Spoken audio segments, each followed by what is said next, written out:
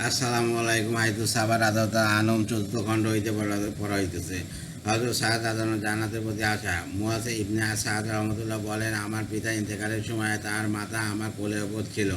আমার চোখে পানি আসিয়া গেল। তিনি আমার প্রতি চাইয়া বলিলেন, হে আমার বেটা, তুমি কেন কাঁদিতেছ? আমি বলিলাম, আপনার পদমর্যাদার দিকে লক্ষ্য করিয়া আপনার এই অবস্থা দেখিয়া কাঁদিতেছি। তিনি বললেন, কাঁদিও না, আল্লাহ আমাকে কখনো আযাব দিবেন না, বরং আমি জান্নাতি। আল্লাহ তাআলা মুমিনদেরকে তাদের সকল নেক আমলের বদলা দান করিবেন, যা তারা আল্লাহর জন্য করিয়াছে, আর কাফেরদের ভালো আমলের কারণে আযাবকে হালকা করিয়া দিবেন। অথবা যখন তাহাদের নেক আমল শেষ হইয়া যাইবে, তখন বলিবেন, প্রত্যেক তাহাদের নেক আমলের প্রতিদান যেন ওই সমস্ত ব্যক্তিদের নিকট হইতে লইয়া লয়, যাহাদের মনোতুষ্টির উদ্দেশ্যে তারা আমল করিয়াছিল। ইবনে সাদ। হযরত আমর ইবনে আস রাদিয়াল্লাহু আনহু আশঙ্কা। ইবনে সিমাশা মাউরি রহমতুল্লাহ বলেন, আমরা হযরত আমর ইবনে আস রাদিয়াল্লাহু আনহুর নিকট তার ইন্তেকালের সময় হাজির হইলাম। তিনি দেয়ালের দিকে মুখ ফিরিয়া দীর্ঘ সময় যাবৎ কাঁদিতেছিলেন। তার ছেলে তাকে বলিলেন, আপনি কাঁদিতেছেন কেন? তা আপনাকে কি রাসূলুল্লাহ সাল্লাল্লাহু আলাইহি ওয়াসাল্লাম এমন এমন সুসংবাদ দেন নাই? বলেন, তিনি দেওয়ালের দিকে মুখ ফিরিয়া কাঁদিতে থাকিলেন। অথবা আমাদের দিকে মুখ ফিরিয়া বলিলেন, তোমাদের হিসাব অনুযায়ী আমার জন্য সর্বোত্তম আমল হইল লা ইলাহা ইল্লাল্লাহ মুহাম্মাদুর রাসূলুল্লাহ এর শাহাদাত। এই কিন্তু আমার জীবনে 3 যুগ কাটিয়াছে। এক সময় আমার অবস্থা এই ছিল যে আমার নিকট রাসূলুল্লাহ সাল্লাল্লাহু আলাইহি ওয়াসাল্লামের অপেক্ষা ঘৃণিত আর কেউ ছিল না। নাগালে পাইলে আমি তাকে কতল করিয়া দিব, উহাই ছিল আমার একমাত্র কাম্য। ওই সময় আমার মৃত্যু হইলে আমি জাহান্নামে হইতাম, অথবা আল্লাহ তাআলা আমার অন্তর ইসলামকে প্রবেশ করাইয়া দিলেন। আমি বায়াতের উদ্দেশ্যে রাসূলুল্লাহ সাল্লাল্লাহু আলাইহি ওয়াসাল্লামের খেদমতে উপস্থিত হইলাম এবং বললাম, ইয়া রাসূলুল্লাহ, আপনার হাত দিন, আমি বায়াত হইব। তিনি হাত বাড়াইলেন, কিন্তু আমি হাত গুটাইয়া নিলাম। তিনি বললেন, হে আমর, কি ব্যাপার কি? আমি বলিলাম, আমার কিছু শর্ত আছে। বলিলেন, কি শর্ত? বলিলাম, এই শর্ত যে আমার গুনাহ মাফ করিয়া দেওয়া হোক। বলিলেন, হে আমর, তুমি কি জানো না, ইসলাম পূর্বে সকল গুনাহ মিটিয়া যায় এবং হিজরত পূর্বেকার সকল গুনাহকে মিটিয়া যায়, আর হজ ও পূর্বে সকল গুনাহ মিটিয়া যায়। আমার অবস্থায় তখন এমন হইয়া গেল যে আমার নিকট রাসূলুল্লাহ সাল্লাল্লাহু আলাইহি ওয়াসাল্লাম অপেক্ষা অধিক প্রিয় আর কেউ ছিল না, এবং আমার চোখে তার ন্যায় সম্মানিত আর কেউ ছিল না। যদি তুমি আমাকে তার আকৃতি সম্পর্কে জিজ্ঞাসা করো, তবে আমি সঠিকভাবে বলিতে পারিব না, কারণ তার বুজুর্গের দরুন আমি কখনো তার প্রতি পূর্ণ দৃষ্টিতে চাইয়া দেখিতে পারি নাই। আমি যদি সেই অবস্থায় মরিয়া যেতাম, তবে জান্নাতি হইবার আশা করিতাম। উহার পর এমন অনেক কাজ করিয়াছি, উহা কেমন হইয়াছে আমার জানা নাই। এই পরিপ্রেক্ষিতে আমার কি অবস্থা হইবে জানি না। মৃত্যুর পর আমার জানার সঙ্গে যেন কোনো বিলাপকারিণী ও আগুন না থাকে। যখন তোমরা আমাকে দাফন করিবে, তখন আমার উপর মাটি ধীরে ধীরে ফেলিবে। দাফন শেষ করিয়া আমার কবরের নিকট উট জবে করিয়া উহার গোস্ত বন্টন করা পরিমাণ সময় অপেক্ষা করিবে, যেন তোমাদের দ্বারা আমি একটু সাহস সঞ্চয় করিতে পারি, ও আমার পরবর্তী ঘরে প্রেরিত ব্যক্তিদের আমি কি জবাব দেব, তা চিন্তা করিয়া রইতে পারি। ইবনে সাদ। আব্দুর রহমান ইবনে সিমাশা রহমতুল্লাহ বলেন, যখন হযরত আমর ইবনে আস রাদিয়াল্লাহু ইন্তেকালের সময় হইল, তিনি কাঁদিতে লাগিলেন। তার ছেলে হযরত আব্দুল্লাহ রাদিয়াল্লাহু বলিলেন, আপনি কেন কাঁদিতেছেন? মৃত্যুর ভয়ে। তিনি বলিলেন, আল্লাহর কসম, সেই জন্য নয়, বরং মৃত্যুর পরের ব্যাপারে।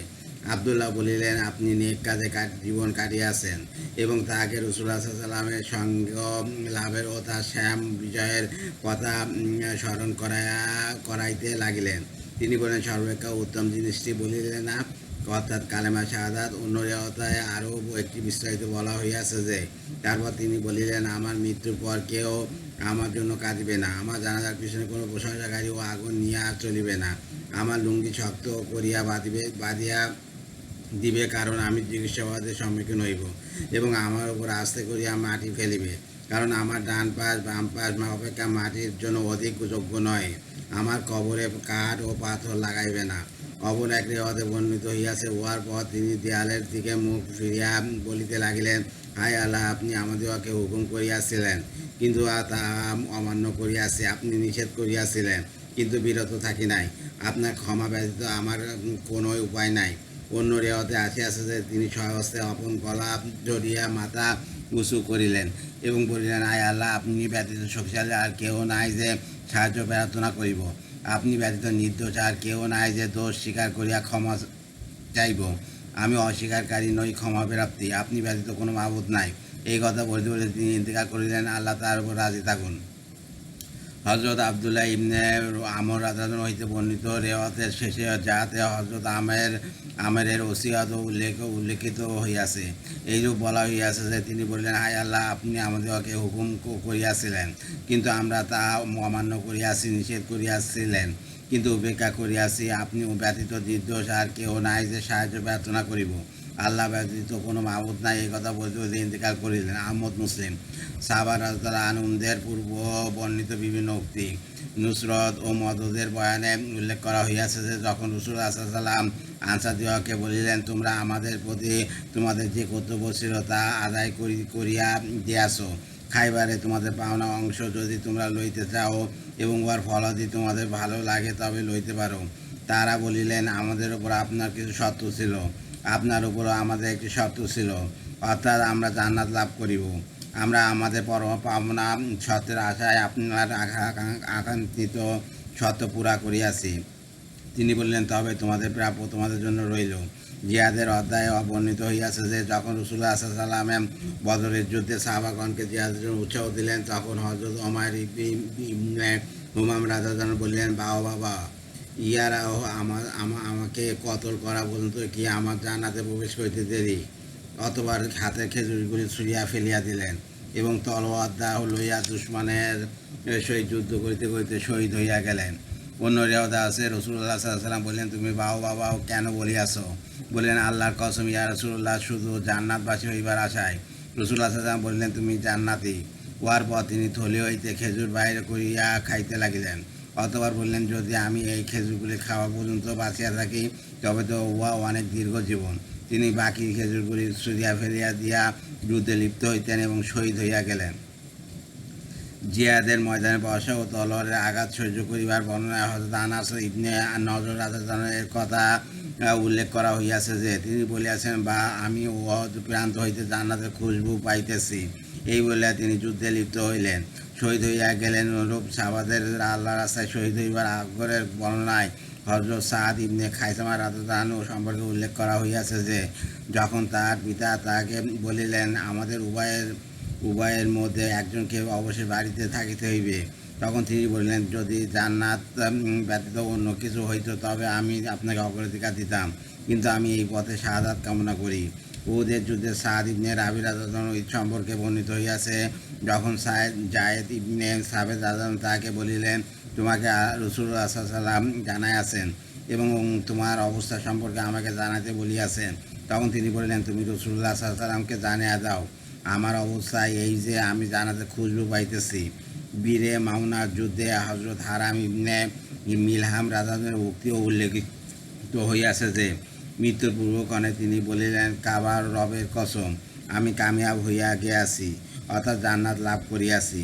হযরত আমর রাদিয়াল্লাহু বীরত্বের বর্ণনায় তাহার সম্পর্কে বর্ণিত হইয়াছে, তিনি বলিলেন, হে হাশেম, অগ্রসর হও, তলোয়ারের ছায়াতলে জান্নাত আর বর্ষার অগ্রভাগে মৃত্যু। জান্নাতের দরজা খুলিয়া গিয়াছে, দাগর চকুরগণ সুসজ্জিত হইয়াছে। আজ প্রিয় নবী মুহাম্মদ সাল্লাল্লাহু আলাইহি ওয়াসাল্লাম ও তার দলের সহিত মিলিত হইব। অথবা তারা উভয় আক্রমণ করিলেন এবং শহীদ হইলেন।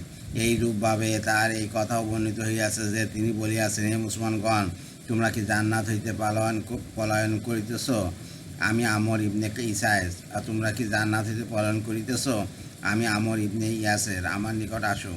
আমির হইতে অস্বীকার করিবার বর্ণনায় হযরত আব্দুল্লাহ ইবনে ওমর রাদিয়াল্লাহু সম্পর্কে বলা হইয়াছে যে তিনি বলিয়াছেন, পূর্বে কখনো আমার মনে দুনিয়ার প্রতি আগ্রহ জাগে নাই, কিন্তু যেদিন হযরত মুয়াবিয়া রাদিয়াল্লাহু আনহু দুমাতুল জানদান নামক জায়গায় বলিলেন, কারো এই আমিরি গ্রহণ করিতে ললিত উহা পাইবার আশা করে, সেদিন মনে চাইয়াছিল তাহাকে বলি যে যাহারা তোমাকে ও তোমার পিতাকে পিটিয়া ইসলামে দাখিল করিয়াছে তাহারা ইহার আশা করে, কিন্তু জান্নাত ও উহার নিয়ামত সমূহের কথা স্মরণ করিয়া বিরত রইলাম। অনুরূপভাবে হযরত যায়েদ ইবনে আমের রাদিয়াল্লাহু সম্পর্কে পূর্বে বর্ণিত হইয়াছে যে তিনি যখন সৎকার করিলেন তখন সকলে তাহাকে বলিল, আপনার প্রতি আপনার পরিবারের হক রইয়াছে, আপনার শ্বশুরালয়ের হক রইয়াছে। তিনি বলিলেন, আমি তাদেরকে প্রাধান্য দিব না। আমি কোনো মানুষের সন্তুষ্টি লাভের আশায় সেই সকল সুন্দর ডাগর চক্ষুবিশিষ্ট হুর লাভের আশা ছাড়িতে পারি না। যাদের একজনও যদি পৃথিবীতে উকি যায়, তবে সূর্য যেমন পৃথিবীকে আলোকিত করে, তেমনি সমস্ত পৃথিবী আলোক উজ্জ্বল হইয়া যাইবে।